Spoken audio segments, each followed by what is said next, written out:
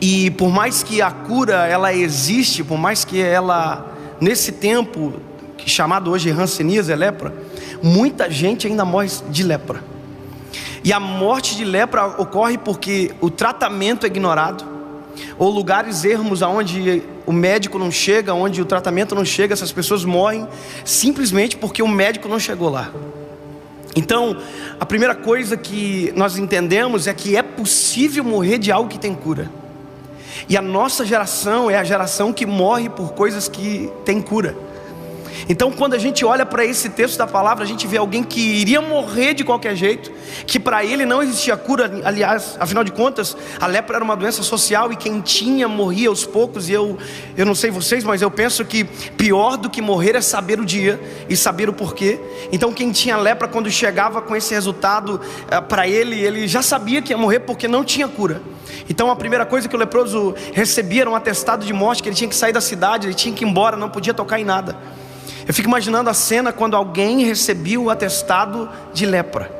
Ele tinha que ir para casa, ele tinha que entrar na casa dele e falar: mãe, não me toca, porque se você me tocar, vocês vão ficar leprosos. Então o leproso não tocava em nada, ele não tocava em mais ninguém, ele perdia aquilo que nós seres humanos mais amamos, que é o toque.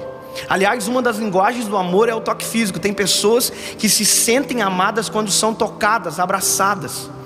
Então a realidade da lepra naquele tempo, ele é um pouco diferente da nossa. Naquela época não tem cura, e hoje tem, mas a gente sabe que ainda tem gente que morre mesmo sabendo que tem cura. Quando eu descobri esse texto, quando eu li esse milagre de Jesus, eu fui descobrindo outros leprosos que a Bíblia conta.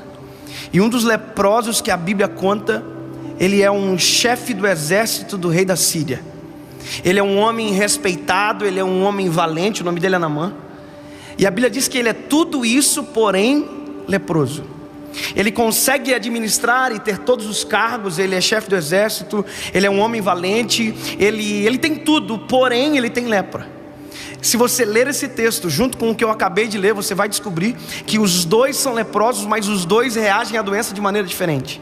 O primeiro, que é leproso, a princípio dá a entender que ninguém sabe, porque ele continua sendo chefe do exército, ele continua sendo respeitado pelos senhores que estavam acima dele, pelo povo que estava abaixo. Ou seja, ele permanece como alguém que não tivesse nada. É como se tivesse alguém que ignorasse aquilo que tinha. Só que ignorar ter lepra era assumir o risco de contaminar quem andava junto. Assumir o risco de ter lepra e não dizer que tem lepra era assumir o risco de adoecer e de uma outra forma matar quem estava junto. Basta você pensar que quem servia na mãe não sabia da doença dele, estava leproso e não sabia de onde estava vindo a doença, porque quem era general vestia roupa de general, mas por baixo da roupa de general tinha um leproso. Por isso que a Bíblia diz, ele é chefe do exército, ele tem respeito, porém é leproso. Ou seja, o porém tira o brilho de tudo aquilo que vem antes.